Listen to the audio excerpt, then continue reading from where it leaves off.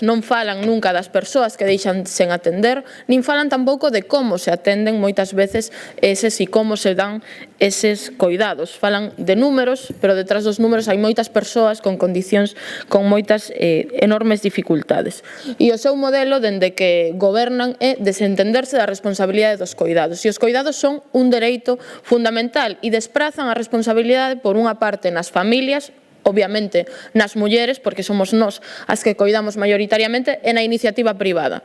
E non en calquera iniciativa privada, en grandes multinacionais que xa cando foi a crise da construcción díxose públicamente que había que buscar un novo nicho de mercado. E que novo nicho de mercado máis maravilloso que os coidados? Ese é o problema fundamental, que dos coidados non se garantizan como dereitos, senón que se están utilizando para facer negocio grandes multinacionais e gobernos, como o goberno do Partido Popular está permitindo que estas grandes empresas fagan negocio. E por falar da situación das persoas que promoven estos coidados, na nosa opinión, por moito que digan o contrario, é moi alarmante. É moi alarmante das mulleres que promoven os coidados informais. Si falamos das que o fan no ámbito familiar, a absorción total da vida é a realidade, porque a gran maioría dedicanlle entre 30 e 69 horas semanais, pero que un 30% das mulleres, que realizan cuidados, adican máis de 70 horas, e 70 horas semanais pode imaginar o que é o día completo. E estas horas que lle teñen que dedicar, estas horas que se necesitan coidados, pois prácticamente todo o día, menos na hora de dormir, choca de fronte coas axudas que, na nosa opinión, son ridículas moitas veces por parte da administración. E a verdade é que veña aquí a presumir do servizo de axuda no fogar paréceme alucinante, porque por suposto que a axuda no fogar é algo fundamental e nós creemos que as persoas que queren ser coidadas no fogar e as persoas que queren dar coidados no fogar teñen que poder facelo, pero a día de hoxe a axuda no fogar na maioría das ocasións son 1 hora ao día, con sorte 3 horas ao día, e isto contrasta de maneira directa coas 70 horas de coidados que son necesarios, e sobre todo tamén porque cando lle interesa é algo que fai a Xunta de Galicia, cando non é responsabilidade dos concellos. A axuda no fogar sabemos que depende tamén directamente dos concellos, pero a Xunta ten unha cuantía ridícula, un orzamento ridículo, e por moito que veña aquí a decir que sube o orzamento, un orzamento ridículo, e as condicións das traballadoras que exercen estes coidados non lle preocupan, porque pode mirar, a maioría das traballadoras teñen que pagar os desprazamentos entre casa e casa. Nun territorio como é Galicia, onde moitas veces ese desprazamento non é de 5 minutos, hai traballadoras que traballan para subsistir, que ganan xa unha miseria, os salarios xa son de por sí moi baixos e ainda por riba teñen que facerse cargo do desprazamento en autobús, en coche ou como sexa entre horas. E así pasanse o día traballando 12 horas, 13 horas, non de xornada laboral contable, non, só lle contan as horas de atención directa, algo que é ridículo, porque obviamente o tempo que teñen que pasar entre unha casa e outra é tamén traballo.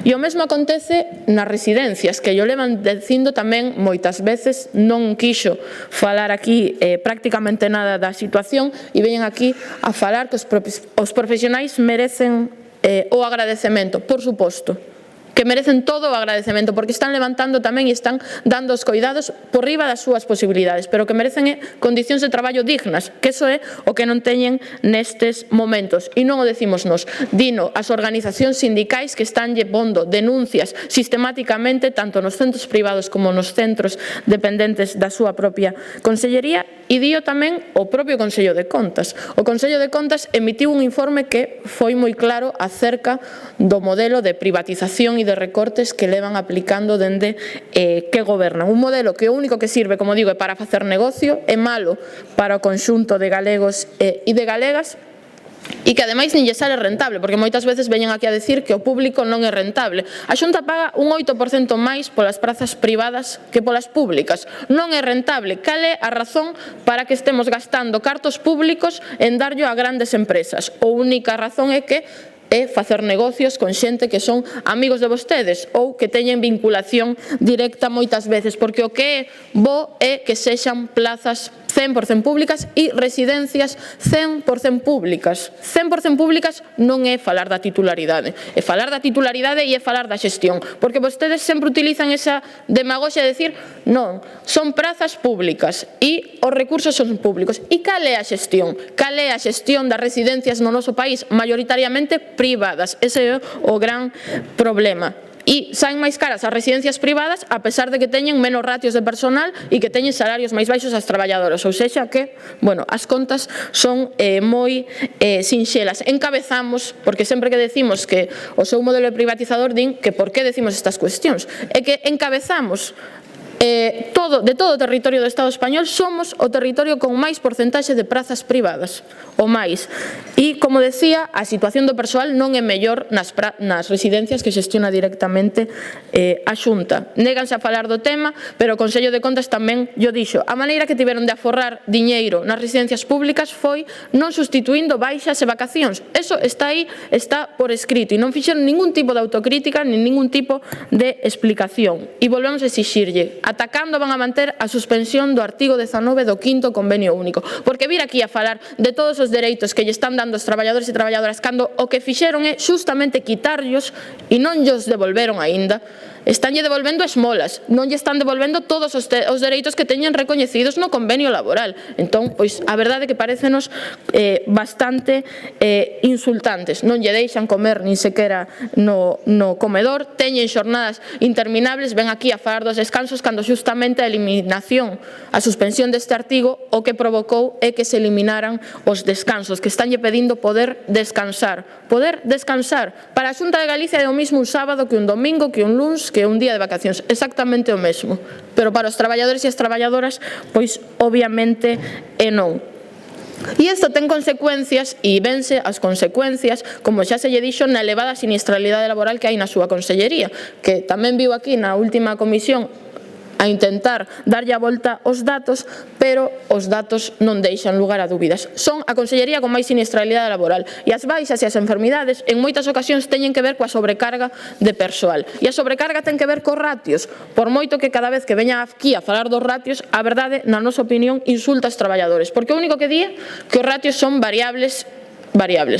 Ben, as traballadoras saben perfectamente que os ratios son variables, pero por que non fala do desmantelamento que fixeron da atención á saúde mental, que están metendo en residencias de maiores a persoas con problemáticas engadidas de saúde mental sin facer absolutamente nada para que se dé unha convivencia, sin máis persoal, sin persoal especializado, absolutamente nada.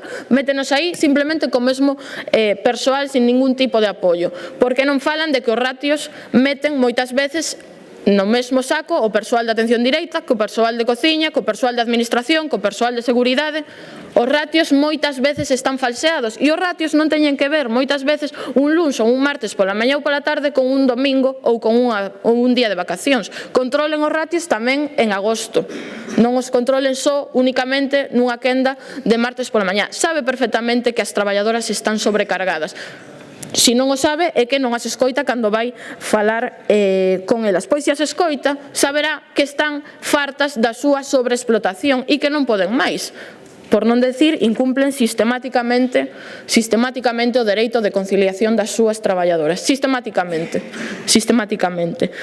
E veñen aquí a falar das novas 7 residencias e a falar das prazas cando estamos lonxísimo de acadar a ratio recomendada pola OMS. Temos listas de agarda interminables, hai moitas persoas que morren esperando polas axudas á dependencia, hai moitas persoas que morren esperando por unha praza pública nunha residencia. E hai outras moitas que teñen unha praza pública a centos de kilómetros da súa casa, tanto que se preocupan polas familias, preocúpense de que as familias non teñan que facer 300 kilómetros para ir a visitar a un familiar. E volvemos a preguntarlle, porque nunca nos contesta, porque di que van a ser 100% públicas.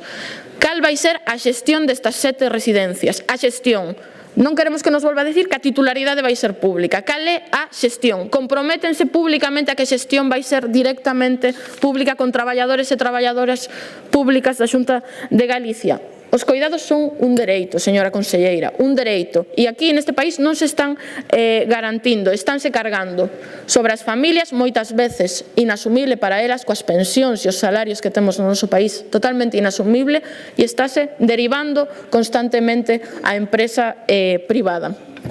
E por último, antes de rematar, e a pesar de que non é obxecto desta comparecencia, non podemos volver a sinalar, como se lle dixo, hai unha comparecencia solicitada para que fale da situación e das intoxicacións sufridas estas semanas. Queremos que lle dedique 5 minutos a falarnos de como están estas investigacións iniciadas, se teñen algún intención de abrir un proceso sancionador, que van facer para evitar que se repita, porque este Parlamento entendemos que non pode permanecer alleo aos intereses da maioría da sociedade galega. É evidente que isto é unha preocupación para moitas familias do noso país, e xa que está aquí, pois queremos aproveitar para preguntarlle.